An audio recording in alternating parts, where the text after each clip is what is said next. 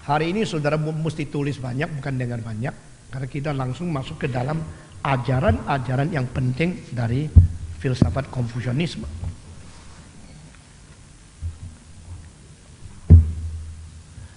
Sebelum Kongfucu itu ada, sebelum Chun Qiu Zhanguo itu adalah Zhou Cao, dinasti Zhou. Ya, dinasti Zhou. Saya tidak tahu siapa di sini yang namanya itu Zhou. Itu Zhou itu adalah dinasti yang paling panjang sepanjang sejarah Tiongkok.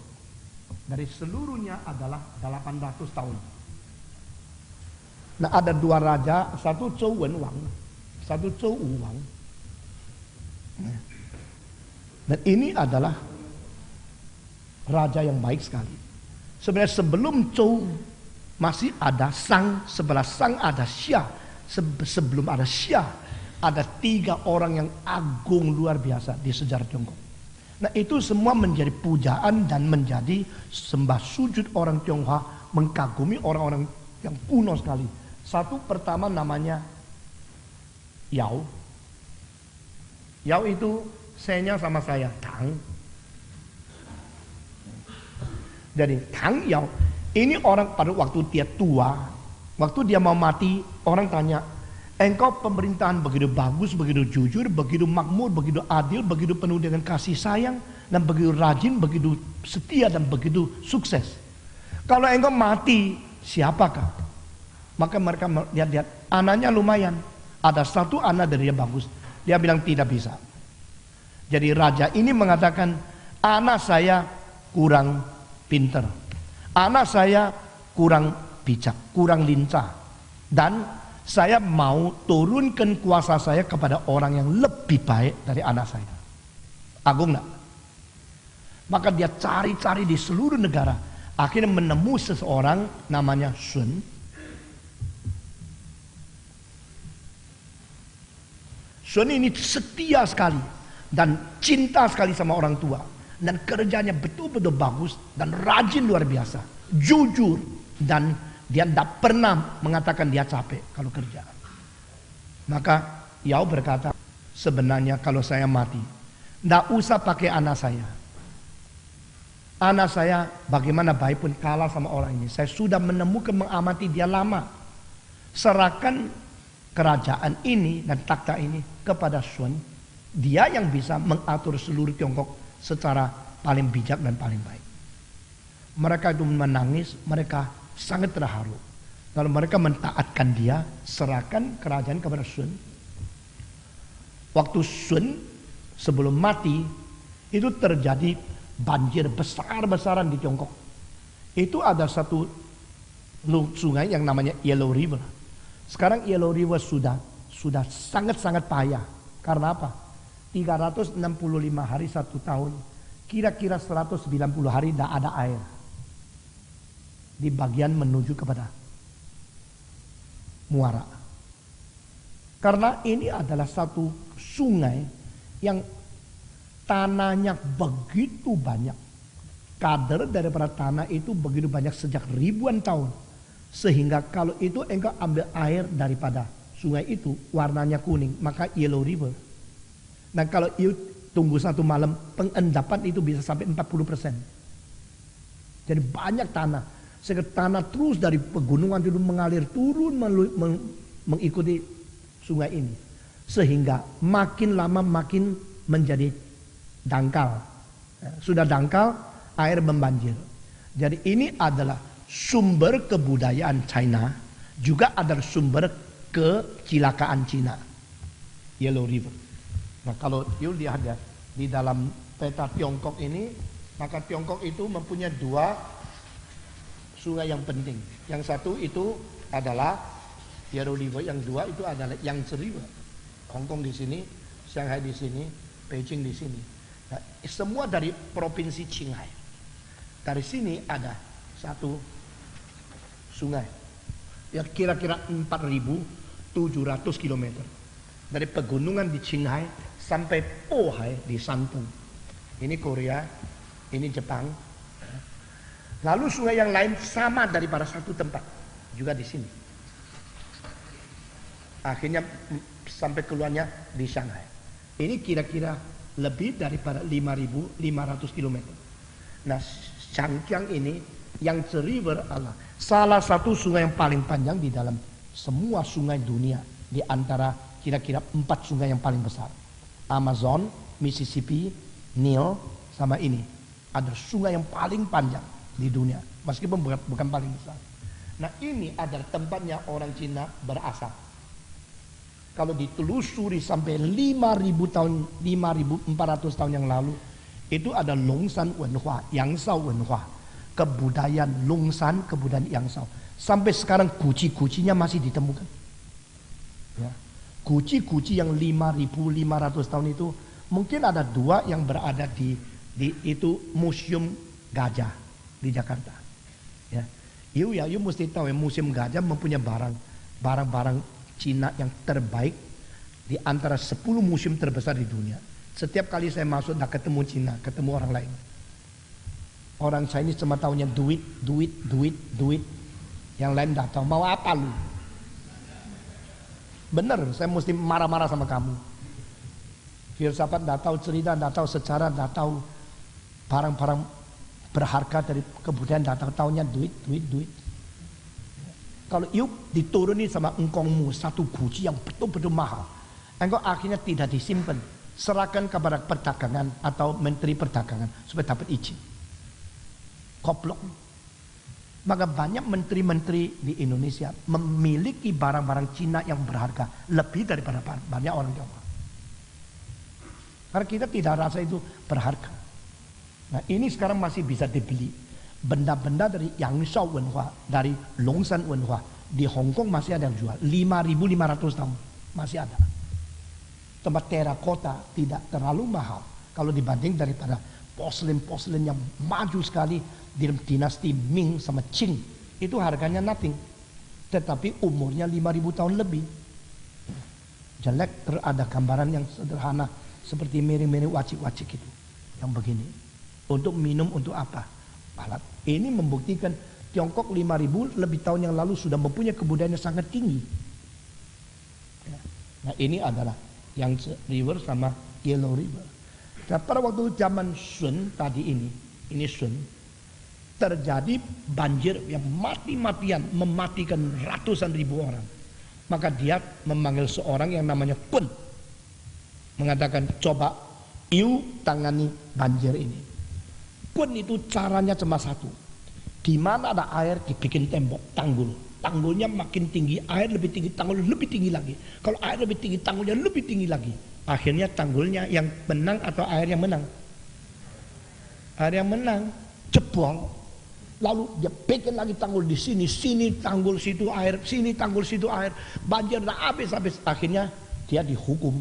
Engkau tidak bisa. Lalu serahkan anaknya. Anaknya namanya Xia Yi itu pakai 7 tahun bikin selesai sampai banjir, semua kalah sama dia. Cara dia tidak bikin tanggul. Jadi anak lebih pintar daripada papa. Ya. Dia pakai cara apa? Bikin saluran sebanyak mungkin untuk menyalurkan air yang banyak. Di sini ada banjir, di situ bikin saluran terus yang dalam sekali supaya dia ngalir ke laut, ngalir ke sini ke sana. Akhirnya dengan saluran yang begitu banyak itu dia membasmi banjir sehingga semua orang tertolong. Maka akhirnya waktu Sun mati, dia mengatakan, panggil Yu menjadi raja. Bukan anak saya. Anak saya tidak pintar. Anak saya kurang setia. Anak saya kurang rajin. Dan kenapa ini Yu yang dijadikan, dilantik menjadi raja? Karena dia berjasa besar. Orang yang berjasa besar kepada rakyat yang patut menjadi raja. Bukan karena anak raja kebetulan dilahirkan di kerajaan maka dia menjadi raja. Saya setuju sekali. Kalau anak saya tidak beres, jangan mengharapkan dia kerja apa. Suruh orang lain. Kalau anak saya tidak mau sekolah, uang untuk orang lain sekolah. Itu saya belajar itu dari zaman kuno ini. Jadi dari Tiongkok kuno mempunyai contoh-contoh beribu-ribu tahun. Banyak orang lemah, banyak orang gagal, tapi mereka telah menjadi contoh bahwa tidak boleh nepotisme, betul kan? Tidak boleh korupsi, tidak boleh kroni, tidak boleh nepotisme. Jadi bebas KKN itu sejak berapa ribu tahun yang lalu itu. Lalu baru turun. Setelah ini menjadi raja, waktu dia mati semua bilang, nggak bisa. Jasamu begitu besar. Harus anakmu yang meneruskan. Di situ mulai rusak. Dia baik, tapi anak dia dilahirkan di dalam istana. Nggak tahu susah, nggak tahu rakyat. Pikirnya sewenang-wenang, saya mesti jadi raja. Makanya saya bilang orang-orang dilahirkan di keluarga konglomerat itu bahaya. Karena dia nggak tahu apa itu susah, taunya mesti begini, memang begitu. Apalagi kamu yang manja anak-anak, dia mau apa kasih apa, mau beli berapa kasih berapa, besok pasti rusak. Ini semua pelajaran itu universal. Ini bukan pelajaran biasa. Ini adalah miliki oleh seluruh umat manusia. Makanya saya pernah khotbah bahwa itu Raja Hussein daripada Yordania. Waktu mati itu rakyatnya jalan kaki menghantar 26 km sampai ke kuburannya. Dengan begitu cinta sama dia. Karena apa? Dia orang yang luar biasa. Dia keturunan raja, tapi dia itu mati-matian dilatih dengan ketat. Belajar sekolah militer di Inggris dengan susah payah sampai sukses. Sesudah sukses dia pertama pulang ke Yordania, mendirikan tentara Yordania. Dia punya engkong adalah seorang yang begitu kenal dengan seorang Inggris. Orang Inggris itu disebut the Lawrence of Arabia. Pernah nonton satu film itu. Nah ini. Dan dia waktu hidup, Raja Hussein ini telah mengumpulkan lebih daripada 250 anak-anak miskin. Suruh mereka tinggal di istana. Biar tidak tidur di tempat tidur seperti kamar saya. Anak miskin, saya mengadopsi. Jadi dia mempunyai jiwa Kristiani lebih daripada orang Kristen. Lalu suruh istrinya panggil, ini anak, itu anak. Dan itu anak yang dipelihara itu 200 lebih. Disuruh sekolah, sekolahnya tarafnya sekolah daripada orang-orang apa itu, putra raja. Diberi pakaian seperti pakaian putra raja. Dan rakyat itu merasakan raja ini raja betul-betul baik. Nah saudara-saudara, Tiongkok sesudah itu mulai itu adalah dinasti Xia. Sudah dinasti Xia, dinasti Shang, sudah dinasti Shang, baru dinasti Zhou. Nah Zhou itu 800 tahun. Zhou Wenwang, Zhou Uang itu yang betul-betul baik. Kongfucu itu umur 3, papanya mati. Setelah ayahnya mati, mamanya langsung memindahkan Kongfucu dari kota desa kecil sekali pergi kepada satu kota yang besar sekali pada waktu itu, namanya Shifu. Shifu sekarang masih ada. Jadi di situ ada satu kuil yang besar sekali. Kuil mengingat Kongfucu. Tetapi zaman Kongfucu 2600 tahun yang lalu, di dalam Shifu itu ada satu temple, yaitu Zhou Gong Miao. Zhou Gong itu siapa? Zhou Gong itu famili daripada kedua raja ini. Dan Zhou Gong adalah orang yang paling bijaksana di dalam menanggapi seluruh masyarakat. Ya. Dan Kongfucu begitu hormat sama dia. Ini adalah satu kebiasaan orang Tionghoa. Kalau orang agung mati dibikin satu kuil, lalu di situ menjadi tempat orang menghormati dia. Menghormati orang mati seperti menyembah Allah itu yang menjadi kecilakan. Dan Zhou Gong Miao itu ada di Shifu, ada di kota itu. Kongfucu itu terus selalu mengingat akan Zhou Gong, karena zamannya Zhou Gong adil, laksanakan supremasi daripada keadilan, hukum dan kesamarataan, contoh yang baik daripada pemerintah, bikin rakyat itu taat sekali. Kalau sudah lama dia tidak ingat Zhou Gong, Kongfucu sudah lama aku dah mimpi Zhou Gong. Maksudnya dia kalau kerja itu ingat Zhou Gong. Kalau tidur harap mimpi Zhou Gong. Sehingga Zhou Gong memberi inspirasi, dia boleh kerja baik-baik. Kalau lama tidak ketemu Zhou Gong, dia seperti sudah lama tidak mengingat akan orang agung itu. Maka sekarang orang Tionghoa mengatakan orang ngantuk. Ngantuk. Tidak mengatakan dia ngantuk. Lagi ketemu Zhou Gong katanya. Itu peribahasa ketemu Zhou Gong itu dari Kongfucu. Ketemu Zhou Gong berarti tidur. Tidur mimpi orang agung supaya diinspirasikan. Itu maksudnya. Jadi wah, cekeren cecen Zhou Gong lah. Berarti coba lihat dia lagi dengar khotbah, lagi tidur, mimpi Zhou Gong maksudnya. Itu. Ya. Zhou Gong menjadi orang yang agung. Karena apa? Zhou Gong itu paling mengerti semua tata krama. Semua adat istiadat. Dan adat istiadat itu yang begitu ramai dan begitu rumit itu bikin orang mengetahui semua kerjaan tidak boleh sembarangan. Ya. Nah, Konghucu selalu pergi menyelidiki zaman dinasti Zhou itu peraturan itu apa, lalu ukuran bagaimana, peraturan-peraturan itu harus dijalankan dengan upacara bagaimana. Jadi di dalam kebudayaan Tionghoa itu tempat apa, siapa dulu, bagaimana, itu semua teratur dengan baik, tidak sembarangan. Kalau sekarang you pergi makan, ini restoran, di restoran ada satu meja begini, you makan di sini, pintunya kalau di sini, you anak muda tidak boleh duduk di sini, ini untuk orang paling tua, karena dia menghadap yang paling besar, menghadap pintu. Ini tempat orang paling besar di sini. Tapi kalau di Indonesia, anak muda tidak tahu, pokoknya duduk dulu, sama toh, mana sama? Karena tidak pernah belajar. Ya. Jadi orang yang tidak pernah belajar, orang tua lihat, sudahlah barbarian. Ini orang barbar. Lalu babano wis. Tapi mulai menghina dia. Nah, kalau you lebih muda, orang lebih tua jabat tangan sama kamu, kamu tidak boleh jabat begini, mesti berdiri. Karena dia lebih tua kok. Ngerti tidak? Nah, kalau saya jabat tangan, yang muda itu jabatnya tetap duduk, saya mulai menghina dia. Saya mengapa lebih tua mesti berdiri di hadapan, kamu boleh duduk di hadapan saya. Ngerti? Nah, hal sama standar demikian itu diturunkan terus menerus menjadi sesuatu pengertian apa aturan, apa namanya etiket, apa namanya kewajiban. Itu tidak salah, tidak jelek. Tidak ada salahnya kita mengerti hal-hal begini demi menghormati orang tua.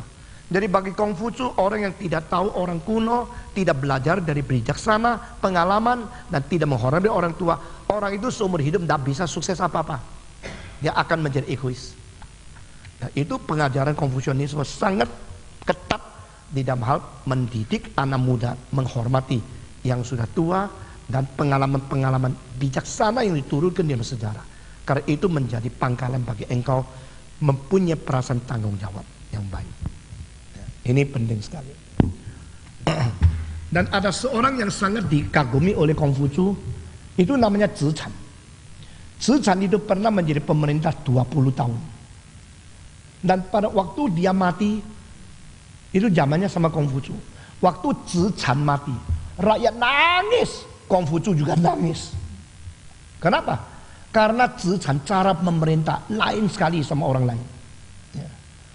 Zichan itu waktu memerintah negaranya itu tenang, tentram, sejahtera, dan semua kerja berat. Tetapi pada waktu permulaan Zichan mengajar, dia sangat ketat. Dilatih rakyat mesti kerja berat, mesti disiplin, mesti belajar syair, belajar kitab kuno, dan mereka mesti jujur, kalau yang salah dihukum. Sehingga pada waktu itu banyak orang itu sangat tidak senang sama Zichan. Permulaan. Waktu Konghucu umur 16, itu Zichan mempunyai jasa yang besar di dalam mengatur zaman itu. Dan pada waktu Zichan masih memerintah, dia mengatakan begini, semua orang harus kerja rajin, tapi harus hemat pakai uang. Nah, ini yang bikin orang tidak senang. Gua kerja rajin dapat banyak, kok tidak boleh pakai banyak, mesti hemat. Terus saya bilang, pokoknya paksa kerja rajin, tapi pakainya hemat. Ya. Pakaian tidak boleh terlalu baik, karena membuat iri, bikin perbedaan antara satu dan lain, bikin ketidaksenangan jiwa, akhirnya masyarakat tidak bagus. Ada pakaian yang baik, simpan. Pakai waktu malam untuk suamimu, lihat saja. Tidak usah pamer ke di masyarakat. Nah, ini caranya Zichan. Lalu waktu ikut peperangan, disiplin yang begitu kuat, sehingga barang siapa yang melawan atau barang siapa yang tidak setia dihukum keras. Semua orang harus menanam, harus kerja di dalam pertanian. Maka orang itu waktu itu mengatakan kalimat syair, siapa saja yang bisa bunuh Zichan, kita semua bersorak-sorai. Pemerintah yang bengis dan kejam, kita semua benci sama dia. Zichan, kapan matimu, kita akan merayakan harinya. Nah, syair di rakyat itu benci sama dia. Tetapi beberapa tahun kemudian itu, mereka mulai bikin syair yang lain. Anak-anak kami semua dapat didikan yang baik karena Zican. Ya, tanah-tanah kami telah menjadi sawah-sawah yang gemuk, sawah-sawah yang subur karena Zican. Ya. Zican, jangan mati. Kalau kamu mati, tidak tahu siapa yang menerusi. Syairnya jadi begitu. Nah, ini mempengaruhi Konghucu. Jadi Konghucu membuat filsafatnya itu bagaimana bikin masyarakat itu mempunyai pikiran. Nah, saudara-saudara, bangsa Tionghoa adalah salah satu bangsa yang paling rajin kerja. Setuju enggak? Setuju enggak? Setuju. Itu di Surabaya, Pasar Pabean. Yang tahu Pasar Pabean Surabaya, coba angkat tangan. Jual ikan itu jam 5 seger-seger. Ikan sudah di situ. Loh, jam 5 kok ada ikan seger dari mana? Jam 2 sudah berangkat dari Probolinggo. Jam 4.20 sudah sampai di Surabaya. Sampai di Pabean belum jam 4.30. Lalu orang-orang Tionghoa itu, papa, mama, encek, apa semua bangun. Bikin semua beberkan di sini. Lalu tunggu setengah 6 encim-encim Tionghoa sudah cari ikan di situ. Sudah pulang setengah 7 anak sekolah, lalu dia baru ngasuh.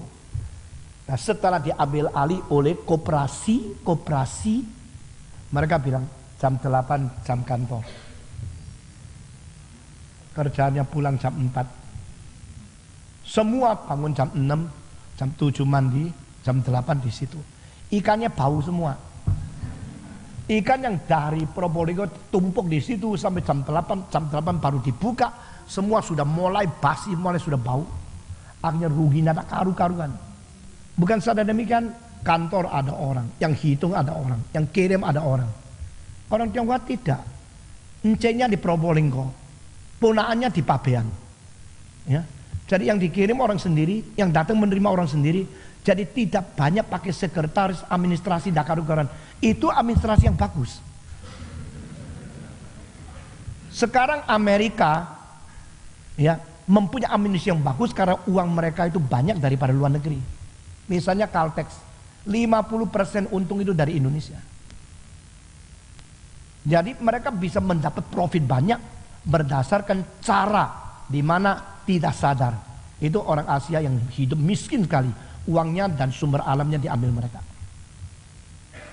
Ya. Di Freeport, ya, di Timika, ya. Itu barang-barang yang diambil itu berapa banyak? Orang Indonesia ada beberapa. Tetapi orang Tionghoa lain sistemnya. Maka pada waktu abad ke-20 akhir seluruh dunia resesi, itu Tiongkok terus maju ekonominya. Setiap tahun pertumbuhan 7,8, 8,2 sampai sekarang masih lebih dari 7%. Itu bikin barang tidak tahu mesti bagaimana menghadapinya. Dan sudah untung banyak. Orang Tionghoa itu untungnya banyak pun tidak mau beli barang yang baik. Heran. Cuannya sudah gocap tiao, pakai baju yang 15.000. Ya, coba bayangkan kayak begini, masa tidak mungkin simpan uang yang banyak. Sehingga orang Tionghoa kalau sudah sampai perlu keluarkan uang puluhan juta, dia sudah ada cadangan. Tetapi anak-anak muda sekarang kerjanya malas, untungnya sedikit, bajunya Versace, sabunnya Louis Vuitton, Cartier dan sebagainya. Ya habis dong. Maka orang Tionghoa yang kuno kalau lihat orang muda, geleng-geleng mau apa lu? Tapi orang muda lihat orang tua, mau apa lu? Lu sudah mau mati ke bajunya daripada pasar pagi. Mau pakai yang bagus dong. Nah memang itu akhirnya menjadi filsafat ekonomi yang berbeda sekali. Tetapi jangan lupa kalau waktu harus memberikan sesuatu sokongan, memberikan sumbangan, encet-encet Tionghoa itu bisa kasih banyak. Kalau mereka terharu, ya, merasa ini bernilai. Oke, begitu tulis Kopet Tiao. Anak-anak muda tidak bisa 50 rupiah. Karena dulu kumpul-kumpul uang menjadi perak, kerja-kerja mati menjadi perak. Jadi ada satu orang Tionghoa itu datang ke Indonesia, bukan Indonesia, datang ke Nanyangnya, Southeast Asia, kerja setengah mati. Akhirnya waktu dia pulang ke kampungnya, tidak bawa apa-apa, cuma bawa satu tongkat pring yang besar.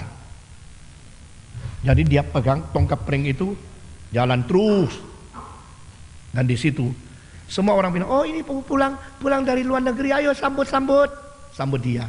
Waktu sambut dia, loh kopernya enggak bawa, uang enggak ada, cuma bawa tongkat satu. Semua bilang, oh bolui gitu ya, menghina dia. Habis sama, ente pulang ya, bolui pergi, ayo pergi, bolui gitu ya. Semua sudah pergi, enceknya ngamuk, encek terus pukul dengan apa itu, tongkat itu. Begitu dipecahkan, tongkat pring itu tengahnya kosong, dalamnya perak semua. Ya, itu perak-perak koin yang besar-besar itu, satu-satu berang keluar, semua balik. Nah ini cara orang Tionghoa. Dia pakai pakaian sederhana, hidup sederhana, karena dia mempunyai pikiran seperti zamannya Zichang, pengaruhnya kepada Konghucu. Jadi kalau bisa sederhana tidak apa-apa.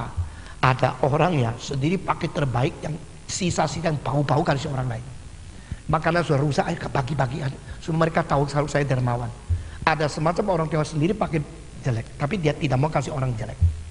Saya ketemu seorang miskin sekali. Waktu dia melihat ada orang kumpulkan baju lama untuk menolong orang miskin, dia bilang, mana boleh sih tolong orang kok kasih baju lama, kan tidak hormat. Terus saya tanya dia, engkau? Saya bagaimanapun miskin, kalau kasih orang kasih yang baik. Nah itu semangatnya lain lagi. Orang Tionghoa biasanya itu kumpulkan uang lalu kembali ke kampungnya untuk menyatakan dia sukses, untuk menolong kampungnya. Dan dia punya pikiran adalah uang yang dipakai itu hilang, uang yang disimpan itu ada. Nah ini filsafatnya ya. Uang yang saya simpan itu punya saya, yang saya pakai diambil orang. Jadi tidak mau beli, tidak mau cari apa, pokoknya disimpan, ini punya saya. Setelah mati punya saya, tidak bisa dong. Setelah mati punya orang lain. Di Surabaya ada 2 saudara perempuan, tidak pernah nikah. Pakaiannya itu compang-camping, ikut kebaktian di gereja saya. Saya waktu itu jadi penginjil di gereja itu. Waktu dia sakit saya hantar pakai mobil saya yang tua-tua itu, bawa dia ke itu, kasihkan uang. Setelah dia mati baru tahu tua-tua sudah mati, ketemu emas 13 kilo. Di bawah satu cubin yang di situ diragukan, dicari-cari ada emas 13 kilo. Jadi itu Chinese old thinking. Uang yang saya simpan punya saya, uang yang saya pakai punya orang lain. Orang Amerika terbalik, yang saya simpan diambil orang lain, yang saya pakai saya nikmat sendiri. Jadi saudara mau yang mana? Uang yang saya pakai punya saya, atau uang yang saya simpan punya saya? Yang mana? Itulah, separuh simpan separuh pakai lah. Saya baru mendengar di Singapura dari Dr. Lo Chien Hua. Itu pendiri gereja Metodis, namanya siapa? John Wesley. Waktu dia hidup, ya, abad ke-18, waktu dia hidup, dia punya honor itu 16.000 pound sterling, sama dengan uang sekarang kira-kira 300.000 dolar. Karena dia hebat, khotbahnya begitu diterima, keliling terus. Tetapi dia bagaimanapun seumur hidup, setiap bulan cuma pakai paling banyak 35 pound sterling. Dan uang yang lainnya untuk pekerjaan Tuhan dan orang lain. Nah ini adalah contoh John Wesley. Saya nggak bisa, saya masih banyak hobi. Saya suka musik, suka seni, suka buku, saya beli banyak. Tapi dia itu pakai untuk sendiri cuma 35 pound sterling. Jadi mereka tahu dia sepatunya mendapat berapa, kasih. Tetapi dia bagaimana atur, itu haknya dia. Ya, cara mengatur uang, cara pikir akan ekonomi. Setiap bangsa itu lain. Dan bangsa Tionghoa adalah satu bangsa yang ulet setengah mati. Bangsa yang rajin setengah mati. Kalau mereka masih menelusuri, mempelajari kebudayaan Cina yang kuno. Kalau tidak, ya mungkin lebih foya-foya, lebih hamburkan uang daripada orang lain. Karena kemungkinan dilahirkan di keluarga yang agak mampu. Oke, sekarang kita mulai ya. Kita akan mulai dengan pertama filsafat Konghucu mengenai agama dan mengenai metafisika. Agama Konghucu tidak mementingkan vertikal. Jadi hubungan manusia dengan Tuhan Allah tidak dibicarakan dengan banyak. Ya. Ada dua kalimat yang penting dari dia. Pertama, Zhi bu yu guai li luan shen. Aku tidak banyak bicara tentang yang aneh-aneh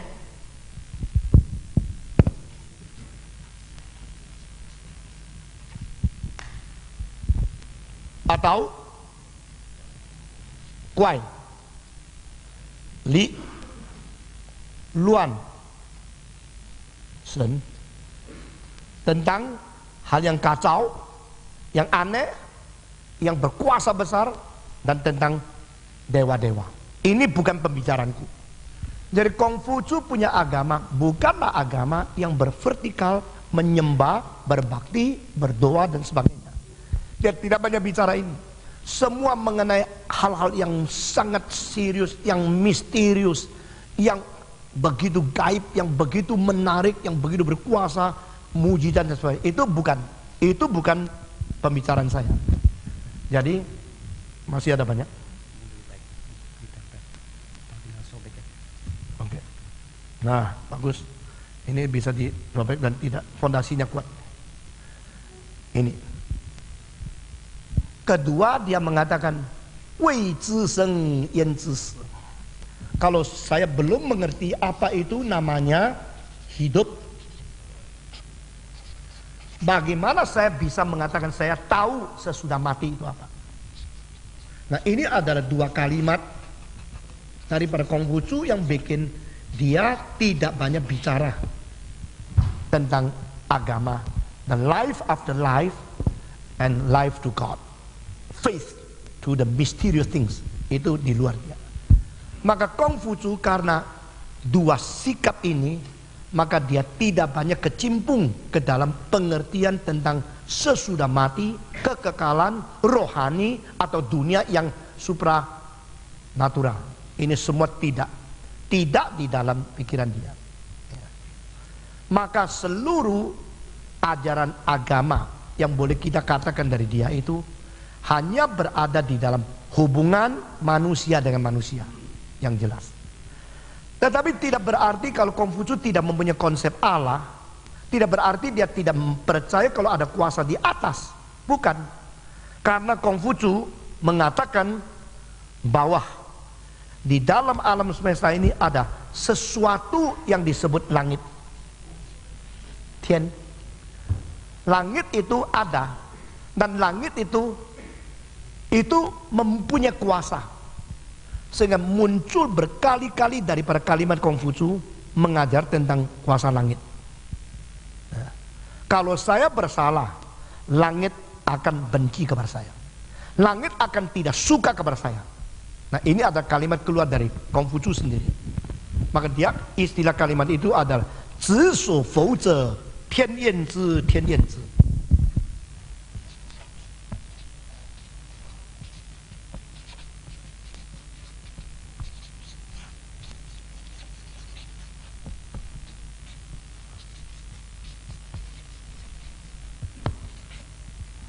Kalau saya bersalah, langit itu akan tidak senang kepada saya. Langit itu akan tidak senang kepada saya. Berarti dia berusaha hidup menyenangkan langit. Dan ini di dalam kalimat-kalimat seperti ini ada konsep-konsep penguasa di atas, bukan tidak ada. Waktu Yan Hui, murid yang paling baik, mati umur kira-kira 30. Begitu sedih. Maka dia mengatakan apa? Dia mengatakan, tian sang yu, tian sang yu. Berarti Tuhan telah menurunkan kecelakaan melalui kematian ini kepadaku. Tuhan telah membuat saya begitu sedih karena dia mati.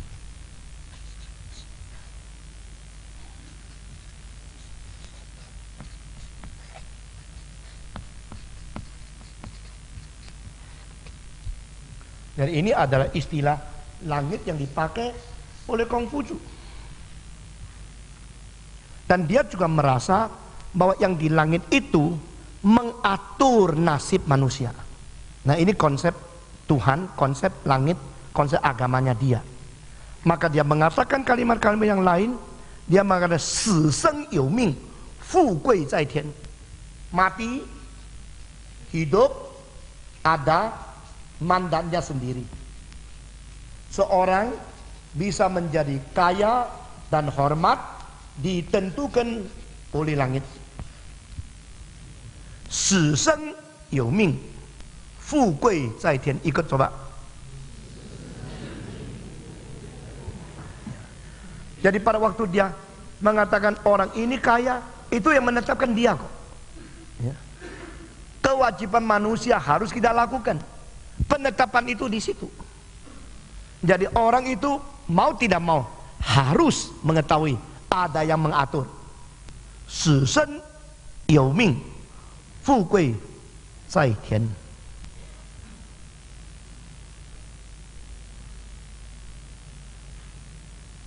Lalu dia mengatakan lagi satu kalimat, kalau manusia bersalah kepada manusia itu biasa. Tapi kalau manusia bersalah melawan surga, tidak ada yang bisa menolong dia, mendoakan dia atau minta ampun. Nah, ini namanya adalah 获罪于天无所导也. Ini kalimat yang berat sekali. Nah, dari kalimat ini saya menemukan sesuatu konsep, yaitu di dalam Konghucu tidak ada konsep mediator.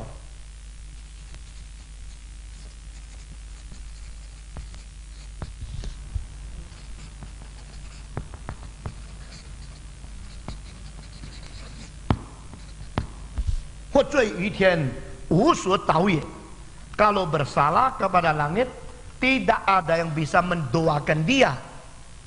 Jadi kalau bersalah kepada manusia, minta ampun, bertobat, lalu manusia itu akan mengerti atau mengampuni kamu. Tapi kalau kamu kurang ajar melawan Allah di surga, tidak ada orang yang bisa menolong engkau.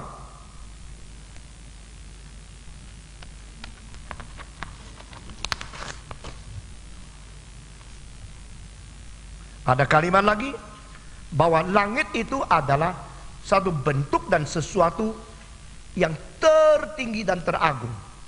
Maka dia mengatakan, Konghucu mengatakan, "Dazai, alangkah besarnya Yao Zi Wei Jun." Yao yaitu tadi saya katakan kalau mati dia tidak mau anaknya yang meneruskan. Yao itu Hang Yao.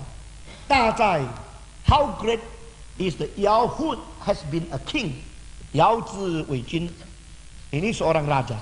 Ini raja besar. Konghucu mengatakan, raja ini terlalu agung, besar sekali. Ya, Wei Wei Fu, dia besarnya seperti gunung yang bagaimana? Yang agung dan besar itu. Lalu dia katakan satu kalimat lagi. Wei Tian Zi Da, Yao Wei Zi Zi. Namun demikian, surga itu yang paling besar, sedangkan raja yang agung di bawahnya dia. Jadi dia mengetahui bahwa raja itu tetap nothing dibandingkan sama Tuhan. Nah, ini konsep Konghucu bahwa Wei Tian Zi Da, Wei Yao Zi Zi. Ini ada kalimat mengenai surga, mengenai langit. Maka manusia tidak boleh menantang, tidak boleh bersalah, tidak boleh melawan surga. Nah, konsep ini akhirnya 150 tahun kemudian mempengaruhi seorang penerus daripada Konghucu yang namanya Mencius. Dia mengatakan, barang siapa taat kepada surga pasti subur. Barang siapa yang lawan surga pasti kubur. Nah, itu kalimat namanya Sun Tian Ze Chang, Ni Tian Ze Wang. Ya, itu pengaruh dari ini. Karena Konghucu mengatakan raja pun di bawah surga, maka surga itu paling besar. Kita mesti taat kepada surga, dan taat kepada Tuhan surga itu bikin engkau makmur dan lancar, atau engkau membuntukan jalan sendiri, akhirnya menjadi mati dan menjadi mampus. Ya. Lalu dia mengatakan lagi, "Wu qi sei Kalau saya tidak jujur, saya sebenarnya menipu siapa sih? Dia mengatakan, kalau saya tidak jujur, saya menipu siapa? Lu kira gua nipu siapa? Dia mengatakan, Qi Tianfu. Bukankah itu menipu surga? Bodoh, dia bilang. Orang kalau tidak jujur, dia bukan menipu siapa, dia menipu surga. Nah, ini konsep sangat dekat dengan konsep Kristen. Kerja segala sesuatu seperti dikerjakan di hadapan Allah, bukan untuk dilihat oleh manusia, tetapi dilihat oleh Tuhan Allah. Siapa yang mengatakan kalimat itu? Paulus. Nah, kalimat inilah menjadikan negara Kristen kerjanya beres. Semua kerja yang mempunyai konsep ini beres. Semua kerja yang tidak mempunyai konsep ini tidak beres. Mengapa Switzerland, Jerman, Skandinavia menghasilkan produksi industri yang paling akurat? Karena mereka mempunyai pengertian ini. Do everything before God, to be seen by Him, not by man. Konsep ini adalah perkembangan daripada teologi stewardship, teologi juru kunci. Yang disebut teologi juru kunci. Tuhan mempercayakan kepada engkau, maka engkau kerja untuk Tuhan, engkau tidak kerja untuk orang lain. Maka waktu engkau kerja, itu semua itu dilihat oleh Tuhan. Saudara tahu tidak? Di Switzerland sampai hari ini masih ada keluarga-keluarga reform yang bergenerasi-generasi tidak pernah keluar dari gunung di mana mereka dilahirkan. Ada desa-desa yang terus menghasilkan orang bikin apa? Berpuluh-puluh tahun cuma kerja satu hal, bikin skorup kecil untuk suplai kepada pabrik-pabrik arloji. Kecilnya seperti rambut. Karena waktu mereka mau bikin arloji yang paling tipis sekali itu daripada permukaan sampai bawah itu perlu dihitung 0, berapa. Dan yang bikin mesin yang bisa ukur sampai begitu halus itu pabrik namanya Jaeger LeCoultre. Jaeger LeCoultre, saudara yang mengerti arloji tahu ya, kalau tidak ngerti tidak tahu. Itu telah menemukan alat-alat bikin skrup, bikin itu semua itu apa itu yang disebut hairspring yang paling halus sampai diukur milinya poin-poin berapa. Dan ada orang yang kerjanya seperti itu, mereka mempercayai kalimat ini. Saya tidak bisa tipu Tuhan, saya bisa tipu manusia. Coba produksi mesin apa yang bagus yang dari Arab? Nah, saya tanya yang dari India, Pakistan, yang dari Afrika, nggak ada. Pasti yang terbaik, paling halus, paling akurat, paling cocok, paling tahan itu dari negara Protestan Reform. Nggak ada negara lain. Dari negara Metodis tidak. Reform teologi memberikan konsep yaitu stewardship. You do everything accurately, do everything precisely, do everything faithfully, do everything honestly, do everything with quality, because to be seen by God. Itu konsep sudah ditanam, itu bikin orang itu tidak akan mengkelabui orang lain. Dia jujur di hadapan Tuhan. Kalau you katanya reform tapi jiwamu tidak jujur, lebih baik deform atau no form, bukan reform. Saudara, uci sei qi tianfu. Aku menipu siapa? Nipu surga kah? Oh, Konghucu mempunyai konsep ini. Jadi di antara itu wahyu umum, di dalam antara general revelation, reaksi yang sangat baik itu Konfusianisme. Tetapi tetap bukan wahyu ya. Ini tetap tidak sama dengan kemarin sudah sangat panjang sabar saya menguraikan itu. Lalu dia mengatakan, seorang yang gentleman, dia mempunyai perasaan takut. A gentleman has fear in his heart. Apa yang dia takut? 3 hal. Ini bagus sekali loh. Seorang gentleman, dia takut kepada 3 hal. Pertama adalah takut kepada mandat surgawi. Jinzi有3位. Pertama, Wei Tianming.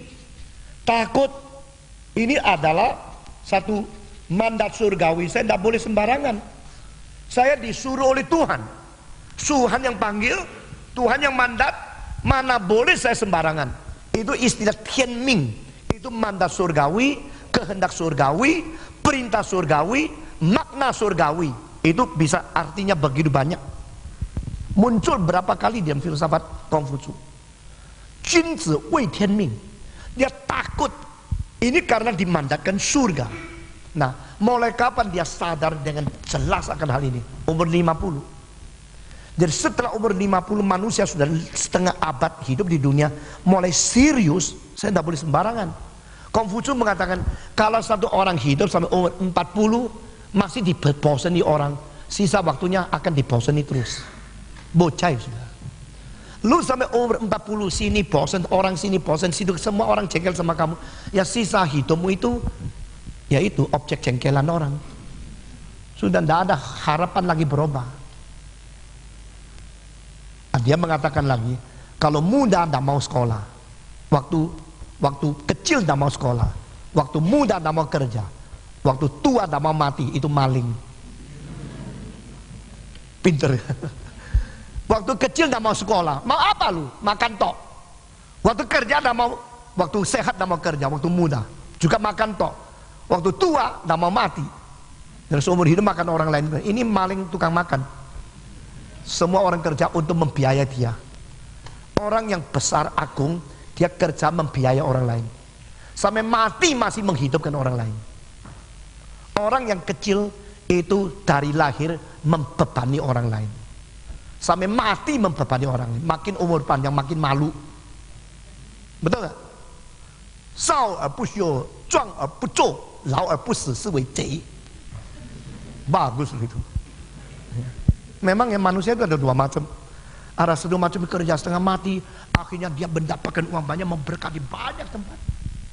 Sampai mati masih memelihara orang. Coba sekarang, Beethoven sudah mati berapa lama? Beethoven sudah mati lebih daripada 170 tahun. Tetapi masih berapa banyak orang kondak Beethoven, main Beethoven, akhirnya begitu mainnya bagus, dapat gaji, dapat uang. Beethoven yang menghidupkan mereka, betul nggak? Betul nggak? Iya dong. Jadi orang seperti Beethoven di seumur hidup susah kerja mati-mati, dapatnya sedikit, tapi dia membiayakan hidup untuk orang ratusan tahun. Itu namanya hidup berkelimpahan. Hidup berkelimpahan sampai mati masih membiayakan orang lain. Hidup yang menjadi maling begitu lahir mulai menggerogoti orang lain. Sampai tua terus gerogoti. Semua kerja mati untuk dia satu orang. Bukan saya gerokot karena makan, judi lagi. Sudah judi kalah terus curi punya orang lain dan sebagainya. Saya tahu ada seorang yang pernah, dengar ya, pernah sekolah teologi, lulus, akhirnya jadi hamba Tuhan. Sesudah itu cari istri kedua. Sudah cari istri kedua, istri pertamanya nangis setengah mati, dia tidak peduli. Waktu istrinya sakit, dia datang lihat. Istri bilang, toh ada Leongsin ya. Waktu saya sakit dia datang. Dia datang apa? Bukan lihat istri saja, lihat dia sementara pura-pura curi beras untuk pergi istri kedua. Silakan. Ada orang jahat kayak begini. Makanya menipu bukan kepada manusia, kepada surga. Seorang gentleman, Wei Tianming, takut kepada mandat surgawi. Kalau orang sudah mempunyai perasaan ini, takut, sadar sendiri, dia tidak usah dikontrol. Lu mesti gini ya, lu mesti gini. Dia sendiri bisa kontrol sendiri. Ngerti?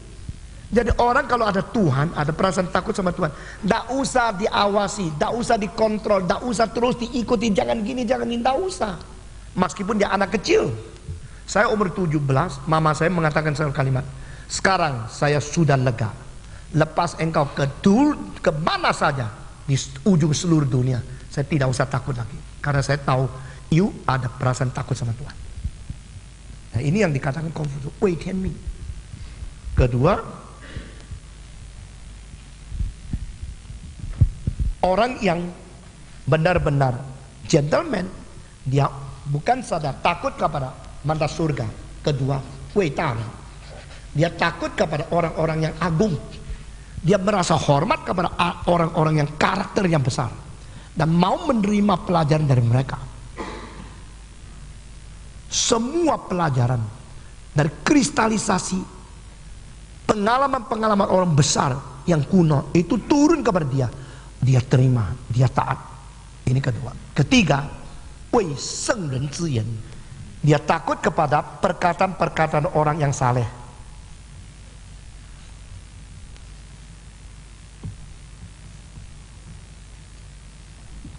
Kalimat-kalimat orang yang suci, yang saleh, itu dihormati.